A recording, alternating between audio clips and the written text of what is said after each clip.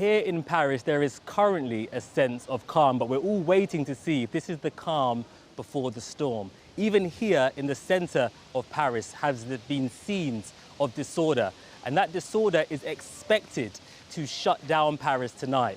There have been calls by the government to shut down the bus and tram services tonight, not too long from now. Furthermore, we're expecting to see 40,000 officers deployed to the streets to stop the scenes that we've seen since Tuesday. It was on Tuesday when 17-year-old Nahul was driving a car in a bus lane and was stopped by the police. When he tried to flee, according to the official accounts, the police responded with a fatal shot.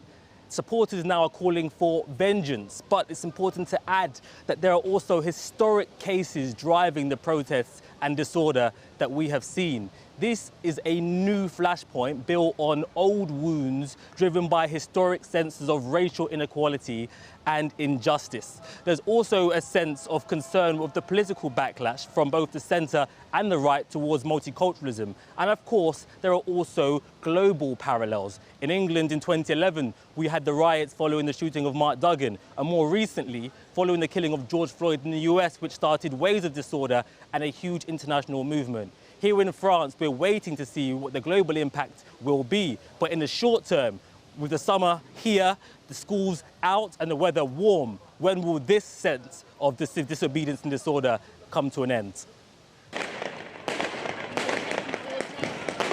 The third night of sustained violence between police and protesters, the most intense so far. It began in the Parisian suburb of Nanterre over the police killing of 17-year-old Nahal, who was of North African heritage. Police clashed with citizens following a vigil for the teenager. Cars were burned, streets barricaded, and objects hurled at riot police, in an outpouring of rage that could not be ignored. The violence started 3 days ago in the northwest of the capital, where a police officer shot the teenage boy dead during a traffic stop. Following the outcry over his death, rioting and disorder spread across Paris, including protesters lighting fires at the city hall of Clichy-sous-Bois and setting a bus depot ablaze in Aubervilliers. The clashes spread across the length and breadth of the country, from Lille in the north to Toulouse in the south. According to the Interior Ministry, 79 police posts were attacked as well as 119 public buildings. Overnight, well over 800 arrests were made and at least 200 police officers injured, leaving France in the grip of a national crisis. President Macron hurried back from an EU summit early to chair his second emergency cabinet meeting in as many days. No doubt stung by criticism that he spent Wednesday night at Elton John's concert rather than dealing with the crisis. He now faces calls to declare a state of emergency, as President Jacques Chirac did in 2005 when riots in the capital raged for 3 weeks. But in 2005, social media was not as pervasive. Now President Macron is at least in part blaming copycat violence by teenagers organised online. Social media platforms play a significant role in the events of the past few days. We have on several of them, Snapchat, TikTok and several others, both the organisation of violent gatherings and a form of mimicking of violence, which among the youngest leads to a feeling of unreality. It sometimes feels like some of them are experiencing in the streets the video games that have intoxicated them. The officer who fired the deadly shot today has indicated that he will plead not guilty to a homicide charge, but has offered his apology to Nahal's family. But many public figures are calling for justice above all. Today, calm would not happen if there are no political decisions or actions. We need political actions on the question of police violence. Justice has to be served, that's for sure. A UN spokesperson for human rights has asked the country to address some of its issues with law enforcement. We are concerned by the killing of a 17-year-old of North African descent by police in France on Tuesday. We note that an investigation has been launched into alleged voluntary homicide. This is a moment for the country to seriously address the deep issues of racism and racial discrimination in law enforcement. Authorities are bracing themselves for more trouble over the weekend, with Marseille, France's second largest city, now banning public demonstrations. The Interior Minister has asked for all bus and trams to stop throughout France at 9 o'clock tonight. But the fear that trouble will continue and even intensify further is thick in the air, especially as social media fans the flames. Now, unquestionably here for those taken to the streets, this is a matter of racial injustice and police racism. But the government here have hit out at that. This is what they're saying. They say that accusations of systemic racism or discrimination by the police in France is totally unfounded. The problem here is that for those preparing to take to the streets again tonight, they do not agree or accept with that in the slightest. Studio. Thanks, Simeon.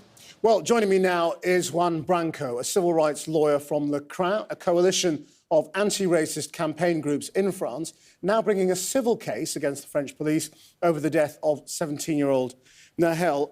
Juan Branco, what do you make of that denial by the French government that there is a problem of systemic racism in the police?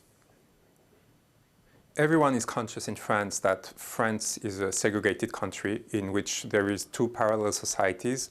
One which lives in the suburbs, which is from certain origins, from a part of it, which from Northern Africa and Africa, and a very conservative and protected white elite that lives in the center of the city of Paris. This is for the main central Parisian situation, but you can see a similar configuration in the main cities of France, in Bordeaux, Lyon, Toulouse, and so forth. And then, of course, you have other kinds of social problems in France, but this one is a key one. And of course, police is at the center of this problematic, and police is being asked to provide with solutions to this crisis and to this political segregation. And there is, of course, an impossibility to use police in order to create a solution for that. There has been no political answer in the last 72 hours from the government, only calls for peace or order, depending on which government, which minister would speak. But this shows that there is a clear denial of reality that is extremely problematic. So do you think this is going to go on and get worse? It's complicated in a frame in which there is no political leader that actually is protecting the interest of this population to actually see a political movement start from here. But what is certain is that the violence will continue today and for the next days, because what we're seeing today is like a complete decompensation, in a sense, of part of the society which has decided to not even call politically for anything, but just to destroy and produce violence in order to be heard and respected at last. Now the parallels between this police killing caught on camera and what happened to George Floyd in the United States are inescapable. But in that case, we saw outrage and anger across the world, really, across all sections of society. Is the whole of France outraged by this killing, or is it only part of France? Not at all, and it's a huge problematic in France. You have an important dimension of French society which has been nurtured and nourished in the last years by racist and discriminatory discourse, which considers that either this killing was justified or at least that there was some kind of protection that should be attributed to the police. And we're finding ourselves in a situation in which I wouldn't speak of civil war phenomenon or even climate, but there is a clear, again, segregation in terms of opinions, and I mean that translates in opinions. And we see a capacity of empathy towards this 17-year-old child, which is very limited by part of the population.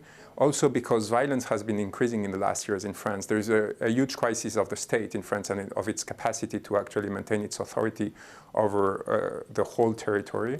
And it has created a lot of suffering and a lot of these discourses which opportunistically take advantage of this situation to put the blame on either immigrants or people from second or third generation.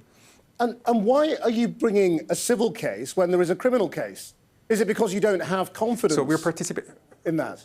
To be more precise, we're participating, I mean, there is a provision in the French criminal law which allows us to participate in the criminal case as a partie civile, as they call it. So both cases will be connected, or are joined, both the civil and the criminal case. But our organization is legally authorized to participate as a victim because we consider that this is a racist crime.